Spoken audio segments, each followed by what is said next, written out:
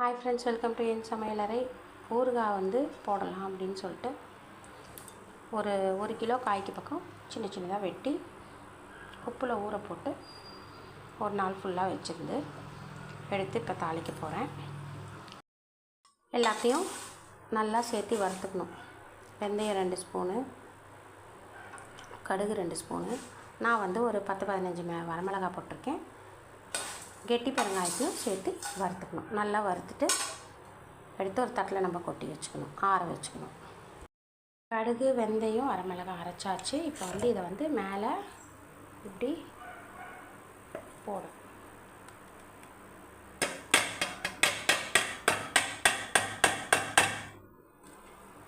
போட்டுட்டு கலந்து விட்டுருணும். அப்புறம் அரைச்சி இதோ இதில் மிக்ஸ் பண்ணிகிட்ருக்கேன். மிக்ஸ் பண்ணிடணும். இந்த மாதிரி நல்லா மிக்ஸ் பண்ணிடணும்.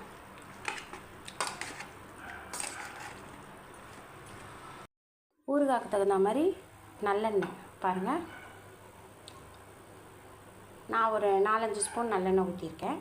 நல்லெண்ணெய் நல்லா காய வச்சு கடுகு பொரிஞ்சோடனே எடுத்து அந்த ஊறுகாயில் ஊற்றிடணும். அதே ஜாடியிலே ஊறுகாய் இருக்குதுன்னு வேறு ஜாடி மாற்றி வச்சுட்டு பாருங்கள், செவ்வாய், புதன், வியாழன், வெள்ளி, சனி, செவ்வாய்க்கிழமை தாளிச்சு விட்டேன். வெயிலில் வைக்கணும். தாளிச்சு விட்டுட்டு ஏடு கட்டி வெயிலில் வைக்கணும்.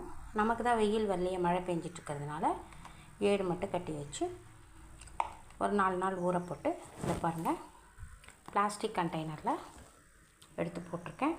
இது வந்து பாட்டிலில் கூட நம்ம வச்சுக்கலாம். சூப்பராக இருக்குது, நல்லா ஊறி இருக்குது. இந்த மாதிரி ட்ரை பண்ணி பாருங்கள். சேனலை சப்ஸ்கிரைப் பண்ணாதவங்க சப்ஸ்கிரைப் பண்ணுங்கள். தேங்க்யூ.